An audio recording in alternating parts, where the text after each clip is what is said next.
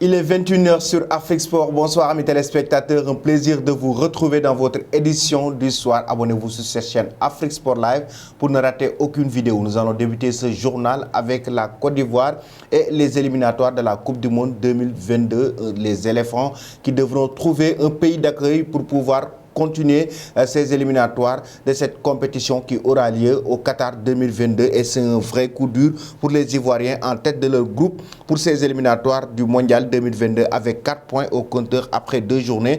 Les éléphants ne pourront pas recevoir le Malawi le 6 octobre au pays lors de la prochaine journée. En effet, le stade Ebimpe est indisponible pour cause de réfection de la pelouse et la Confédération africaine de football n'a pas homologué le stade Yamoussoukro.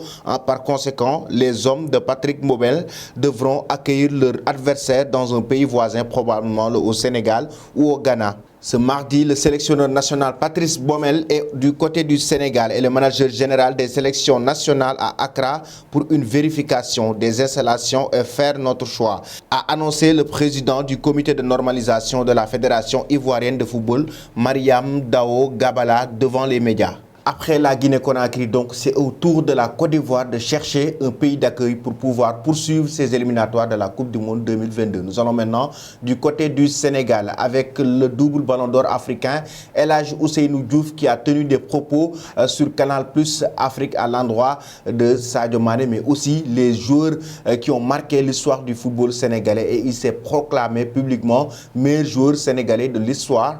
Double ballon d'or africain, notamment passé par Liverpool, s'est fendu d'une déclaration osée sur le sujet au micro de Canal Plus Afrique. Si quelqu'un gagne 3 fois le ballon d'or, là il pourra venir et on parlera. Je le répète et je le dis, le meilleur joueur sénégalais de tous les temps restera toujours El Hadji Ousseynou Diouf, a-t-il laissé entendre. La légende du football africain a marqué le football sénégalais de par ses performances et son engagement. Aucun joueur n'a encore réussi de dépasser son record. Par contre, le maître à jouer de la sélection sénégalaise, Sadio Mané, est aussi sans doute l'un des meilleurs joueurs de l'histoire du football sénégalais et africain. En 76 sélections, depuis 2012, l'attaquant de Liverpool a marqué 25 buts et a devancé de loin les légendes El Hadji Diouf avec 69 sélections et 21 buts et Jules François Bocandé avec 20 buts en 73 sélections.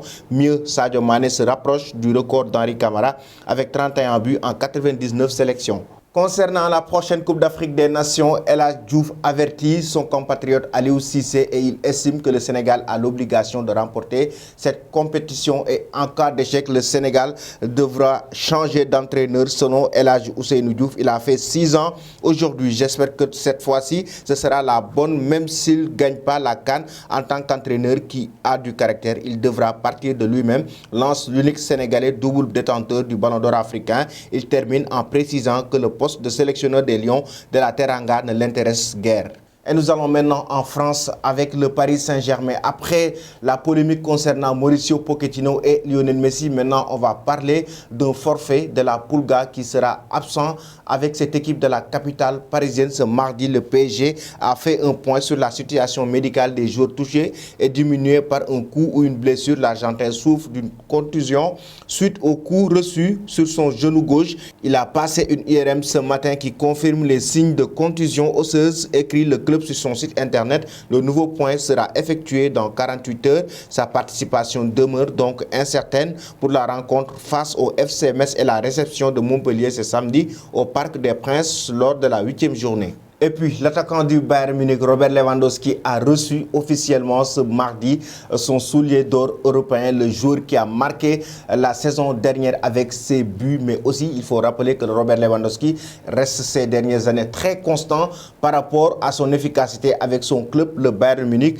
Il avait affolé les compteurs la saison passée en inscrivant 41 buts en 29 matchs de championnat d'Allemagne. Il avait ainsi battu le record de Müller qui était de 40 réalisations en une saison de Bundesliga à 33 ans. L'attaquant du Bayern Munich s'est imposé comme le meilleur buteur des différents championnats du vieux continent lors de la saison 2020-2021, ce qui lui a valu de recevoir ce mardi le soulier d'or européen pour la première fois de sa carrière. Pour glaner ce trophée, l'international polonais a largement devancé Lionel Messi avec 30 buts, Cristiano Ronaldo 29, André Silva 28, Kylian Mbappé 27 ou encore Erling Haaland 27. Il succède ainsi à l'Italien Immobile qui avait inscrit la bagatelle de 36 buts avec la Lazio lors de la saison 2019-2020.